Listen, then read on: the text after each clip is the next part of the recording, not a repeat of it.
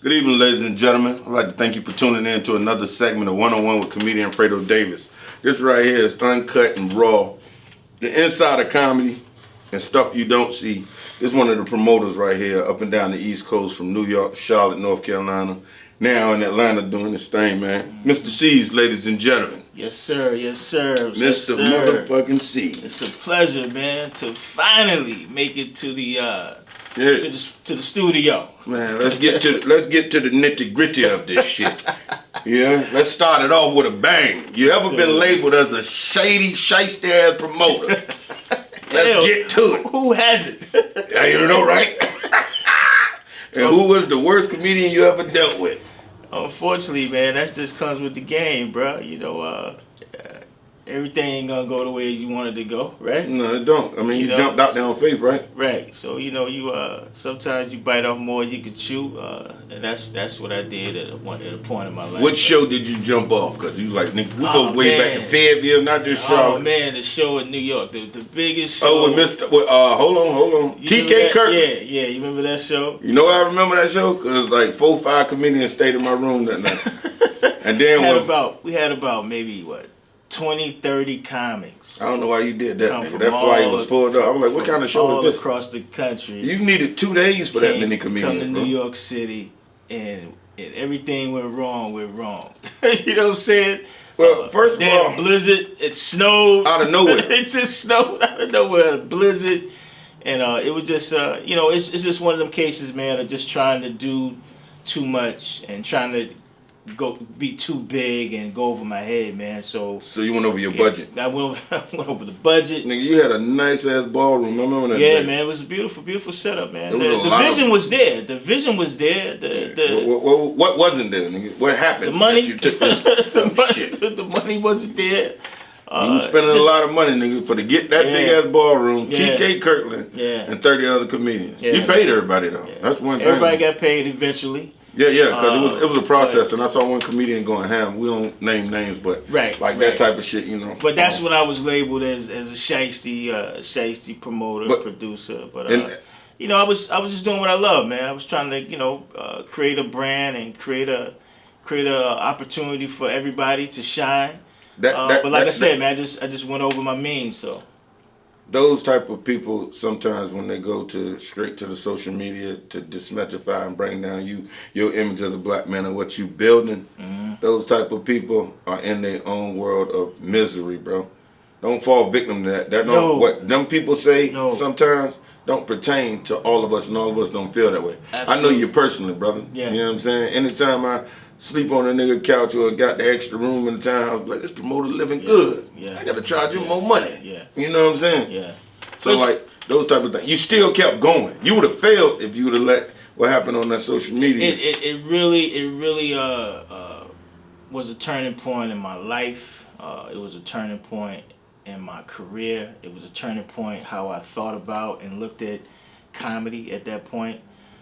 So yeah, man, it was definitely a time where I thought about giving up. To be honest, I really thought I really thought about like, yo, I ain't doing this shit. Let me ask you this: did you think about like cocking a 38 back, putting it in your mouth? No, never. Live? Never. Nah, it's never gonna get that bad. That's what I'm trying to tell you, brother. That's what I'm trying to tell you, brother. Right. Just keep going. Don't quit. Well, you just gotta keep grinding, man. You know, always you're looking good, brother. You're looking good. You look like you're in good shape and health. You know what I'm saying? All these years to be beat down by the comedy game, ups and downs. You know what I'm saying? Well, you know, I'm getting older, man. So you still gotta take care of yourself, man. Physically, mentally, spiritually. Yeah. You still gotta incorporate those factors into your daily life, man, to keep going, to keep chasing your dreams, to keep manifesting and what you want to become in life. So you gotta take care of those. You gotta take care of yourself all the time, bro. What made you want to get in comedy, bro? What sparked your interest to be like? A lot of people don't know this. Gerald Kelly, comedian Gerald Kelly. Gerald Kelly out of New York. Shout out Gerald Kelly, man. New York, man. Isaiah Kelly and all them, man. A lot of people don't know the story. We were playing football back in the Bronx back in the days, man, and my block played against Gerald's block, and of course we beat the ass that Sunday, and let him tell it. They beat our ass. But well, it's back in the '50s, so nobody ain't gonna remember black and white. But that's how we met, man. On the football field, I met Gerald, and he invited me back to the Uptown Comedy Club that night. He was performing at the world famous Uptown Comedy Club in New York. on 125th Street in Harlem. And he was like, "Yo, man, what y'all doing later? Come see me. I perform." I said, "I've never been to a comedy show in my life. I never went to a comedy show. Never been to a comedy club. But of course, I knew what a comedian was. So went down there that night, man, and everybody had me cracking up, bro. I was laughing so hard, and then I'm thinking to myself, like, yo, I can do that. You know, I said, yo, I can make people laugh. Oh, you wanted to do stand up? I did do stand up, man. Bro. You crash dummied out, nigga. I ain't never seen you on the stage. I was one of the funniest cats. I was rolling with the big dogs. What was your stage name? Mr.C. Cheeseburger. You had a nickname. Your name got Mr.C, man. And, leather black leather, some shit. I was a funny comic, man. I had like the tightest 15-minute set in comedy. I thought. What made you quit stand up? What made me quit? I never quit. Well, you know, stand up, yeah, okay.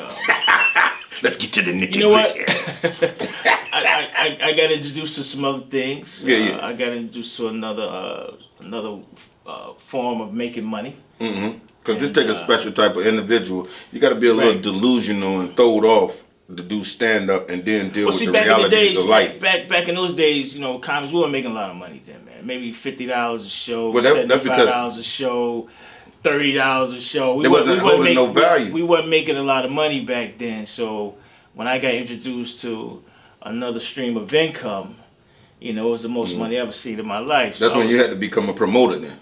Well, I mean, you being a promoter. You asked me why I got out of comedy, so I'm just trying to tell you. So the money took me out of the game, man. Stand up, you walk away from your tight ass 15 minutes. Just had a kid. Okay, you know, that'll do it. I was struggling in New York City, man. So that ain't no place to play now. Yeah, it wasn't. So I had to jump on that bandwagon, bro. I had to jump on that money wagon. So that took me out of the stand up part of it. But I always had the love for comedy, man. And I see. How many years? Over 30 now. 33, 34 Time years. flying, boy. 30-something years of my life in stand-up comedy. Crazy. Yeah. Crazy. All the way back to Def Comedy Jam. I was at the very first taping. I'm going to go look back at the tapes. I got it on VHS. I'm going to go look and see. Very first taping, I was sitting right there. Matter of fact, I stayed in that theater all day. I stayed in that theater from like... I think they started shooting like 12, 1 o'clock. I didn't leave out until like 9 o'clock, man. 12 o'clock in the day? 12 o'clock in the day, yeah. They filmed in the day all the way to the night. Like what, 7, 8, 9 shows.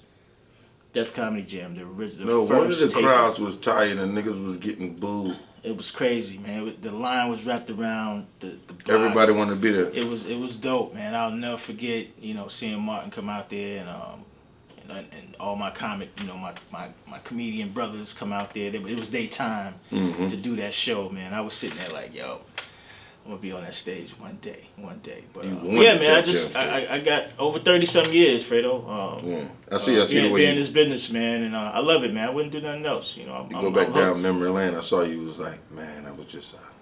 I saw you saw yourself on stage. You know what right I'm saying? there. Yeah, it's been a great run. It's been a great run, man. I met a lot of dope comics. It's been a pleasure to see the comics that I've touched grow and evolve into who they are today, man. And yeah, man, it's just a lot of pride, man. A lot of pride that I would never stop this, man. I can never get out of stand-up comedy. And I've been knowing you for a lot of years from my ground. Probably when I still had my dreads, you know, and they called me Food Stamp. Food Stamp, absolutely. Yeah. Absolutely. I was making my way. I was making my rounds, bro. Like just to seeing the growth, I'm proud of you for where you started, where you came from, and still to be doing it now, because it's a nasty taste. I'm gonna tell people this ain't for the weak. No. You know what I'm saying? It's not. And when you low, you low. You know what I'm saying? I'm saying like ain't nobody really there for you when you're low, bro. Nah, it's like man. few and far in between. You might get a phone call, somebody check on your well-being and stuff like that. That's important for all of us as the network. You know what I'm saying? Because when they name you, label you a shiesty promoter, they hate you. They don't care if something happened to you. But sometimes promoters outlive the comedians. Yeah. Sometimes Yeah. comedians outlive the promoter. Yeah. But it's crazy when you just all these funerals back to back. You just keep seeing comedians dropping dead. Yeah. Dropping dead. You know. Well, you got, like we touched on that earlier, man. Just taking care of yourself, man. Yeah. Taking care of your mental, your spiritual, and your physical, man. You gotta incorporate. He being a comedy promoter and me being a comedian, becoming a comedy promoter. Also, you know, it is a thing about marketing and having a team. We're gonna lead up into that. But first of all, we gotta get to that nitty gritty of the Chitlin circuit to the mainstream, and you learning this with the business. Please put your phones on vibrate or turn them off, or you can give them to me and I'll throw them out the fucking door in the traffic. Like I was saying, C's. You know what I'm saying? You being a promoter, come from New York. Fayetteville time, my fault. Comicville, the brand, the man behind the name Comicville. You ever heard Comicville? This man, Mr.C's, New York, Fayetteville, Charlotte. Man, you did several tapings, productions, and all of that. Man, we done did it all. I think it back, I was like, golly, yeah. First of all, Temptations. I definitely have to, give a lot of love and respect to Bay and Medea Lewis. You know, Bay and Medea Lewis. That's out of Fayetteville, right? The Rotten Apple. What's the name of that spot? The Big Apple. Big Apple. Yeah. They're the creators of Comicville, and takes a team. I was invited to the show down there. Shit, man, we talking about 13 years ago now, and they had the flyer. They had Comicville was this small written on the flyer, but the show was packed, like 300 people. It was on the military base, so they had a bunch of military people there. So it was it was packed. It was crazy, and I was like, yo, this is dope, Comicville, and the name just stuck in my head. I was like, Comicville. Nigga, I got the shirts, B. Comicville, New York.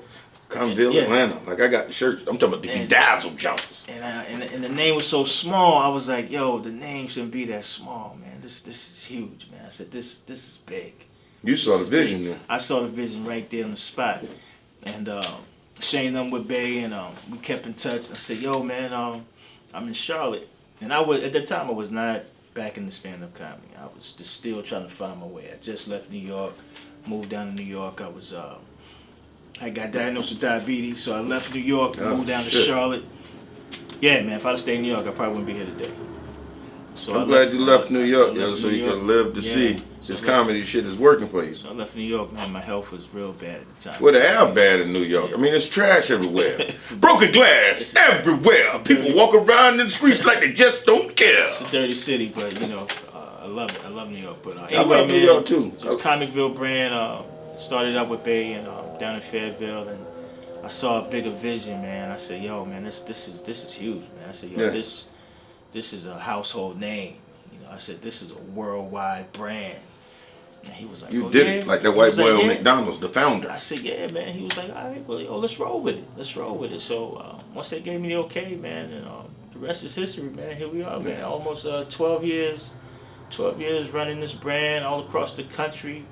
If I had to count on how many comics has been on this stage, and your productions across the country, man, I can't even tell you how many. You brought a lot of us back together, man. When I say Atlanta and New York, Jersey comedians, 'cause I remember doing shows with Cool Bubba, Jay, the same median, you know what I'm saying? Yeah. You brought a lot together. We did skits one day. You had a whole production for us one weekend. You know what I'm saying? Yeah. I love in production. I don't like the word promoter anymore. I feel that I graduated from the promoter. So what would you be, like a marketing producer, man? Producer. Genius? I like the producer. Like producing shows. Producing is where I'm at right now. I want to be the greatest producer that I can be. In this comedy game. And I think that I am. I think I'm one of the dopest comedy producers in the country. Because if you think anything less, just haven't reached that level yet. So, but we're gonna. What level are you trying to go for? Because success comes in many different forms and fashion, and sometimes you be successful and don't even know it. You know what? You're right about that, Fredo. And success is what you make it, and it's how you feel about success. Failure is success. You gotta fail before you can be successful. You gotta fail your way to success. Absolutely, man. So I don't know, man. Wherever God's taking me, man, we're gonna keep riding. We're gonna keep grinding. We're gonna keep following this road, and we'll see when we get there. Yeah. So being a producer of comedy, bro, what have you learned? Because at the end of the day, this is business. That's where comedians and the long haul of the comedians in this game to understand it becomes a business. So you got to become good at business. Business can be shiesty. You know what I'm saying? We used to talk about the money in the game. Sometimes the money don't change because you never change the money. Like I got my price up. I said, this is my price. Right. What it takes to take your comedy to a certain level and a whole nother price is contracts, professional headshots, knowing how to change your voice when people call you. You know what I'm saying? Being the businessman. You got that right. You gotta have what they call a white voice for business. Yeah. You know, where they be like, oh, this guy sounds like he's gonna be great to work with. You know what I learned over the years, man, is once people see that you love what you do, that's the easy part. You know, once people grab on to, yo, this guy really loves what he's doing, you know, I think that makes the whole process a lot easier. You know? I got a vision for you, yo. I want you. There's a new club in Atlanta called The Helium. It's mainstream, right? Remember how you was doing all your little shows, state to state, your productions? Yeah. I think if you go work with Helium, because it's something different than what you're used to. Stepping outside of that Chitlin circuit boundary, like where you can capitalize here, but you hit the ceiling. Right. Over there, you probably could take it to another level. You know, too many comedians, and you got you have a big dream and a vision. Like it just takes for somebody to plant the seed, water it, and it'll grow bigger. Right. I want you to check out that Helium. No, I appreciate that, man. I appreciate you. I think you do some good things over there, bro. And like you said, a team, man. You know, putting a team together. You know, you gotta, it starts with you and whoever's close to you. You can't do it by yourself, man. You damn sure can't. You know, I've been doing a lot by myself. Don't get me wrong. I mean, the comics has helped. You know, the club owners have helped. But when it comes down to, you know, putting this whole thing together, it's really been me, man. You know, I've been doing a lot. Who's your favorite comedian to work with, bro? All of them. Everybody. Don't bullshit me, bro. Everybody ain't good business. Some of these niggas lazy as fuck. Some of these niggas are divas. Come on, man. You gotta get to the nitty gritty, man. All these niggas everybody ain't good. You one of my favorite comics. Thank you, man. You ain't gotta kiss my ass because you're on my show, you hear me? I fuck with you. I appreciate the props, man. You one of my favorite comics. Keep it real, nigga. If you don't like me, tell me. Let the people at home know. This nigga's an asshole. Every time I pick up the phone, fuck up hotels. Every time I call you, you answer the phone. You know, bro. We always chop it up. Well, you got the new number, so I'm going to answer. Yeah. And I give you the business line. I ain't give you the anytime line. So, but there's so many comics, Fredo. It's so many comics, man. Yeah. To like, you know, pinpoint who's my favorite. You know, they all are, man. Let me change it up to help you persuade you to understand what your favorite. Who you got the most money with in this comedy game? Which comedian? Probably Talent. Talent out of New York. Talent. That's a legend right there. Talent is. He put me on to a lot of stuff in this game. Is he a businessman too? He's a businessman. I learned a lot from Talent. Shout out Talent. Made a lot of money with Talent. Yeah, you know? That would be your favorite. My ace in the hole. He's definitely my ace in the hole, man. Good guy. You know, we always chop it up, and whenever I call him, you know, we always can make something happen. That's what I'm talking about. Yeah, that if we had to break it down to a favorite, you know, he would be the top of the list, man. Absolutely. Right. See. I just had to help you break it down. Okay. I know them Hollywood. But there's so many more, man. Like, there's so many more. I got so much love for all these comics out here, man. As you should, bro. We only human at the end of the day. They're trying to do their best, man. You know, I watch everybody, and you know, I'm here to help, man. I'm here to, you know, help you get to that next level, man. That's my goal. That's my dream, is to help as many comedians as I can to reach that potential in their life where they want to be great. You know. That's good. You want to help them, but they got to help themselves first, brother. Yeah, well, you know, I'm not gonna help you if you're not helping yourself. You know, if you're not, ain't gonna drag me to hell with you. If you're not doing any work, I help you as long as you help yourself. If you ain't putting the grind in, you know, I can't do nothing for you. So you gotta put in the grind. So yeah, man, it's a hell of a grind, though. It is. What state you like working out the best, though?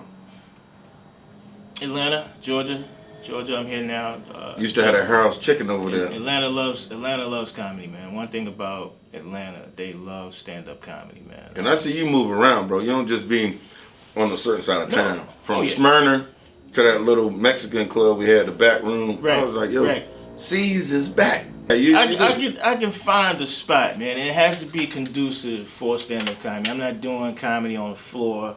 It's got to have a stage. Always. I try to tell people have that. I don't care if you build a shoebox. You would never ever see me produce a comedy show on the floor. Right. That's something I would never ever do. Yeah, you gotta have a shoebox. It has to be conducive, man. You know. So the crowd has to look up. Absolutely, you know? Absolutely, man. When you're on the floor, those chitlin circuit clubs, when you're mostly on the floor and the crowd right there. You with them. You're part of them. I got most of my bar fights. There's no separation. I got most of my bar fights from them type of clubs. Right. Yeah. There's no separation when you right there on the floor with the. I'll punch your ass right back in the audience. I ain't even care. A little dude, you come, nigga, you ain't shit, and throw your drink on me. You knocked out on your old lady. Don't be violent, man. Hey, man, it's too late. Cake been baked. That's history, nigga. You had to. That's what's up. Yeah, man, I'm always gonna find a nice spot, man. Wherever I go, man, it's got to be a dope spot, a good vibe, you know, for me to produce my show in there, produce Comicville in there. So I've been lucky, man. I found a lot of nice spots in Atlanta. See, one thing people need to know too, because like they don't know the history of it all. With you, you're just not a stand-up comedy promoter. You also have your own black business. Yes, yeah. Remember, I called you one time. You was like, "Nigga, I'm on the roof." On the roof, nigga. You already black. What you doing in the sun? I've been in the roofing, storm restoration business for damn near 20-something years. So you made a lot of good money when Katrina came. Or you didn't go down there? Nah. But you know, whenever a catastrophe, whenever a storm comes through, it affects many states. So yeah, you ain't got to run down to ground zero. You can stay up here and get the effects of it. A lot of people lost their houses. So that's been the route that I had to take and keep, you know, to help build this dream and help follow this dream. I needed that funds. I needed the money, you know, to build this dream. Fund your dream. Right, absolutely, to fund it. So absolutely. you still roof too? Absolutely, man. That's what's up. You hire comedians, because some niggas I try need to a job. put a couple cats on, man, but it ain't for everybody, man. I try to well, hot son, you know, you got to stay. You got to stay hydrated. Offered this position to a couple cats, man, a couple comics, man. Well, how far you was working out? You know, most niggas in the local areas, you was up in Alpharetta somewhere getting money. Some niggas ain't gonna make it out there. You out there by yourself that day on the roof. I've been everywhere, man, doing the roofing, man, doing storm restoration, man. So yeah, that's good though. That's my hustle. Yeah, but it's a real business at the end of the day. Absolutely. Like outside of when I say that, because I want comedians to know, and I want this buried in their soul. This shit is a business, bro. Yeah, absolutely. You know what I'm saying? You ain't good at business. Mm-hmm. You're not gonna eat out here. And then I'm tell you, I'm gonna break it down to you like this: it's comedians that work and got rooms. Mm-hmm. Comedians that work that got rooms. They could keep other comedians that work and got rooms. Mm-hmm. So now the money getting cats is over here getting money. Right. You know what I'm saying? Right. Then you got the cats that's on all the TV shows. Mm-hmm. They bring on other cats that can get them on other TV shows. Teach one, man. That's the way it's supposed to be. You know. Not with niggas, boy. Once you go in the door, if you get in the door, find out a way to bring somebody else in the door. Yeah. You know, when you get in the, I always been an opportunist like that to help people. Don't close and lock the door. Shit. You know, but that's how it is. Some niggas is, yeah. That's how it is. They gonna get in the door and they ain't trying to open that door for nobody, man. Man, I kicked the bitch off the hinges, bro. Come on through, nigga. Exactly. That's the way it's supposed to be, man. But yeah, I'm gonna open the door to hell for all these niggas. Go on down there and enjoy yourself. We claiming souls over here. I've been in this shit too long, see? Same here, brother. You know what I'm saying? I still maintain a hold down the club, and this comedy shit is up and down, left and right, because I had 4 clubs 1 month, and they dwindled down. It was like you could have 4 clubs every week, ripping and running, doing these clubs, Tuesday, Wednesday, Thursday, Friday, Saturday, like that, and then the next month, you can be down to 1 or 2 clubs, or you can lose 3 in 1 whop. You know what I'm saying? Everything's gonna have its turn. It's gonna have a good run. You know, everything have a good run. Just like, you know, go back to the world famous Cafe Lou's back in the Bronx. Cafe Lou's. What's the name used to host that? Brown skin dude. Jay. Me and Jay started Cafe Lou's. We started Cafe Lou's in 2003. So what's the Pink Club when you that what's the name hosted? Man. And then when I left in 2006. Jay held it down for about a year, I think, after that, and then Smokey Suarez. Smokey Suarez, the beast. He was just down here. I think he ran it for another 2 years or 3 years after I left. That should be killing me, man. But yeah, Cafe Lou's is like the #1 spot in the Bronx, man, New York City. Cafe Lou's. That's when I got the itch. Yo, man. The black and white building. I remember that. Yeah. Man, you started way there? Yeah. I'll show you a video on YouTube, man, when I was on my comedy hustle, man. Oh, yeah? Moving through New York. I moved through New York by myself. You got a picture of Cafe Lou's? Man, I got a video. I'm gonna show you. That's dope. Yeah, That's what's up, man. Smoking Hot Suarez was hosting. Okay. Cause I was trying to get all the money up there. You know, you go up there, you stay for like 30 days. I had to figure it out. Now New York comedy's a grind. New York comedy's grind. It's not like Atlanta. The New York comedy scene is tough. It might be dead on a Monday. No, it's dead on the weekends down there. Here in Atlanta, they love it. You know, don't get me wrong. In New York, they love it too. But you gotta be funny. You gotta bring it in New York. One thing about span and the patience in New York. The New York audience it's not that it's not that short. That's for the hole in the walls. When I did King's Theater, I ain't had no problem. My silky southern drawl got me through because you was on big production, you know. Nigga, I was doing the Caribbean crowd. You know how tough a Caribbean crowd is now? Give a fuck. Really? Man, they the most judgmental motherfuckers. But I ain't had no problem because I don't see that. Right. With comedy, it's like if I got to do an all-white room, I'm doing what I do for me. Right. They don't like it. I don't got no problem with that. Let me do my little 10 minutes, 15 minutes, and I'm out of here. I'm out your hair. Yeah. You know what I'm saying? Some people got a sick, twisted mind to fuck with people, and they like what you do. You know what I'm saying? You can't. It's like going for the crossover. I don't remember if you remember how black artists used to be great, and you can reach the ceiling entertaining the black people. Then you be like, well, fuck it, I'm gonna go over here to this white record label. Then you fail tremendously. You know what I'm saying? I don't have to go for the crossover. I just let it come to me. Well, you just gotta be funny, man. That's it. At the end of the day, be funny. Just be funny. That's it, man. Don't matter what crowd, black, white, brown. Yeah, you gotta stop saying that shit. Only color I want to see is green. I want to be funny. I want to see my bank account be stupid. Just go on that stage and be funny, man. Word. So now that we get to the nitty gritty of this and like you in the game, how do you feel about comedy overall? It's definitely took a major turn since social media has gotten involved, and everybody can be funny now. Not social really. Media. Not on that stage. I don't give a care. Yeah, no, I don't give a stage. You can start, stop, and keep making it perfect. It's still an art to stand-up comedy. There's still an art to it. Standing there, tiny, and it takes a while to master that art, man, and to find yourself on stage. So the only thing I can see different about it is the internet, is the internet sensations, people and they trying to do stand up, or they fake it. They fake it real good out there. They look good out there, but they don't have that. That's the only big change now, man. Is the internet, man. But like I said, man, being on that stage is still an art. It's an art form that a lot of people haven't mastered yet, and it takes a long time to master that art form. Where would you see yourself in the next 10 years doing stand up, or 5? Because it don't really take long. You just take that one jump, and you're like, you know what? The goal, man, is to get this Comicville brand and to every household in the country, man. That's the goal. That's the end game, man. Is to get this brand in front of everybody in the world. Well, you got a lot of T-shirts. My fault, bro. Yeah. I would have worn my Comicville T-shirt. It's all good. I'm about branding, bro. And people go where they see. But meanwhile, you can get these Laugh Syndicate T-shirts only $19.99. Little shameless plug. I ain't got your shit, so I can see on my shit. Yeah. But yeah, man. That's the goal, man. Is to get this brand in front of millions and in front of a lot of people, man, and into people's households. That's the end game. I heard you say Def Jam, so you want to bring something like Def Jam or Comicville back? Yeah, absolutely. Showcase the comedian. Absolutely, man.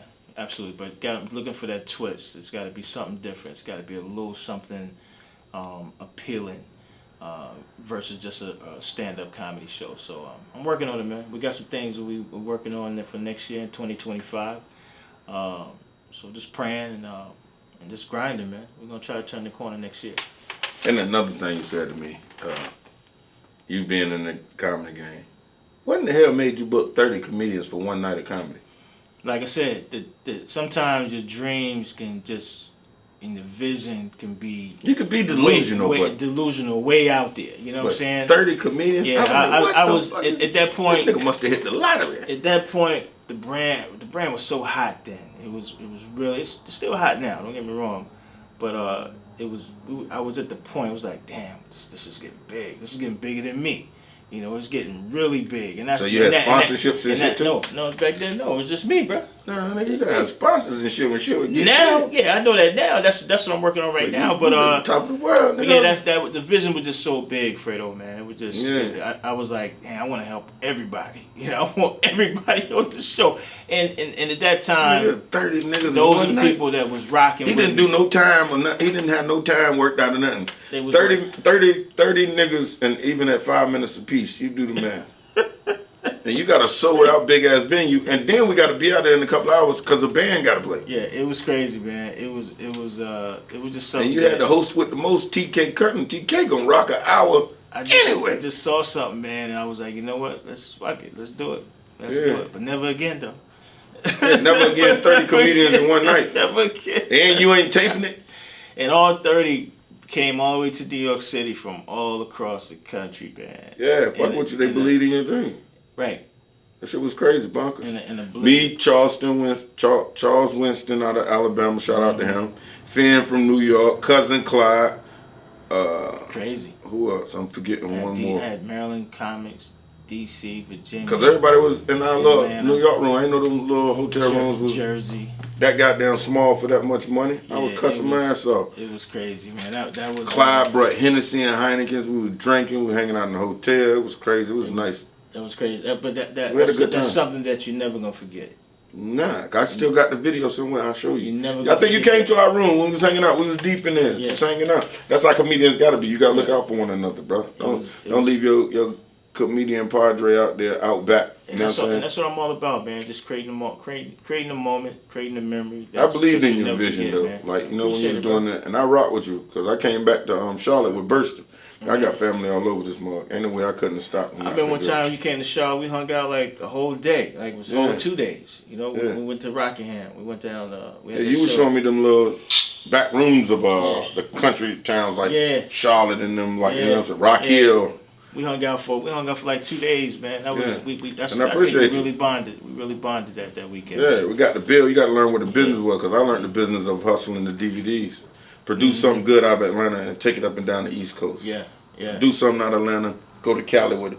Duffel bag, couple of outfits, because I could throw these away and get me some new clothes while I'm on the road. But I got over $2,000-$3,000 worth of DVDs in the duffel bag. You know what I'm saying? To me, that's like a real hustle, because at one time it won't duffel bags in that. I mean, it won't DVDs in that duffel bag. How is she gonna get out there? You know what I'm talking about? How is she gonna get out there? And it's safer with DVDs in the duffel bag. And this whole 360, man. You know, I just showed you that picture, man. That I was interviewing you. You was interviewing me. I interviewed you. What? That had to be at least a lot of years ago. About at least 10 years ago. We was ago. in back of Chef Rob's, man. Shout out Chef Rob's, man. Yeah, it was in Chef Rob's over there for Roswell Road. And I was interviewing you, man. So you got to show that picture when you edit this. I'll find it, because you sent it to me. Whatever happened to that interview? It come out? Nah, man, that was another thing. You always hired people that would never give you the footage. Why did they blackmail you and put you in the trunk during the whole production? You're like, what? Ain't that never happened to me? No, you know what? I don't know. You know what? I don't know. It was like the nigga holding the footage hostage or something. Something. Man, you talk. I don't know what happened to that footage, man. I have no idea. It was the cameraman, his brother. Remember? Yeah, he did something with it, man. He never said he was gonna edit it. Never got edited. Then he lost some footage of it. It's like, man, bro, when you shoot that day any production, you leave with the tapes, the masters, nigga. Absolutely. It's like when you're in a recording studio and you got somebody like that's over the record company. He taking that masters with him when he leave. Yeah. You might have a copy on that computer or whatever you do, but I'm taking the masters with me. You know what I'm saying? This is how this world turns, man. That's big business, though. I interviewed you, and now you interviewing me, man. That was crazy, man. Well, I got into the media outlet. I spanned my wings. I dibble and dabble in everything. That's how I know it was more than comedy. Production, sound, audio, video, podcasting, stand-up comedy. I got a whole bunch of productions and projects up my sleeve, because I still believe in producing. I just don't like whatever that is on that side of getting the money. What is it, like a digital income or whatever that shit is? Right. It's slow, and then sometimes it ain't even promising money, bro, because somebody over it. Like, you know what I'm saying? You put your independent movie out, and I'm not no type of cat that want pennies on the dollar for nothing that I do. Put out my comedy album with Distro Kid, and they're making it look good like you're getting money. But I'm like, what's this? If I'm selling my album for $9.99, what's this penny shit? I ain't setting nothing up to make no pennies, no dime, none of that. I want $1 a track. 99 cents, It's a dollar business. track. It's a business. I want $10 for the whole album. So what is these odd ass numbers I'm seeing in my account? It's a business. You know what I'm saying? Yeah. I done sold 100 albums. I got $100. No, I got $100 at $10 a pop. I got $100. I sold $100 on the internet. I got, I don't know, some odd ass number, 35.97, some shit. It don't match. You know what I'm saying? It's weird like that. It ain't adding up. Yeah, and I'm like, I put my whole shit out there. Niggas stealing the shit. Like, you know what I mean? That's You know, once crazy. you put it on that social media, them lanes, man, watching and remixing the hell out your That's shit. crazy. That's crazy, man. Yeah, them niggas ain't nothing new under the sun, but them niggas will remix the hell out your shit. But yo, I'm proud of you, man. Just Thank you, man. Keep doing your thing, man. Keep believing in yourself. That's the main thing. Hey, man, I believe in God. That's why I'm here. I'm in a luxurious, nice little studio to shoot and content create. I could be away from the world, man. Absolutely. Once I go outside that door, you see anything can happen. Absolutely. Gotta put God first, man. Run up and kiss a crackhead in the mouth out there if you want to. This is a crackhead neighborhood. Hey, let me tell you something. It ain't about where you at. It ain't about where you from. It's where you at. You know what I'm saying? And the thing is to blend in. Yeah. Blend in no matter where you are. Look like you're supposed to be where you at. You Hey, hear me? that is. Because when you don't, anything can happen. You know. Mm-hmm. So anything you want to share with the people before we get out of here? Because I appreciate your time. I know you got to go put a roof on the house. It's cold out there this winter. You know what I'm saying?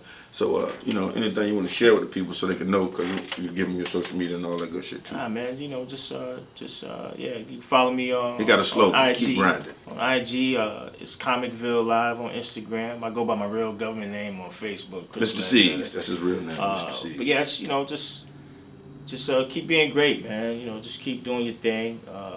Like I said, we're trying to turn the corner next year. Getting into some sponsorship. Yeah, that's all it takes. Sponsorship, dog. You're gonna like that. Thank me later. Watch. Crossing my fingers for that, man. So you gonna get it, bro. Just say it. Put some things together, man. We're gonna possibly go back on tour next year. Right. How many comedians you taking on tour with you?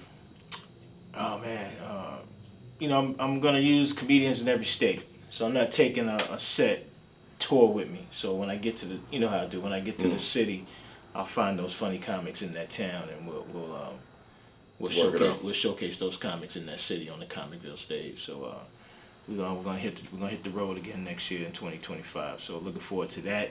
And like I said, the sponsorship is something big that we're working on right now to help fund it and help put the tour together, man. Because God knows I can't pay out of my pocket no more. Yeah, Hey, but just keep grinding, man. Just keep doing what you love. I'm gonna put a little comedy heel right there. Look out for the Comicville brand. When you see us come to your city, please support. Please show up and support these comics. Comicville. How you feel?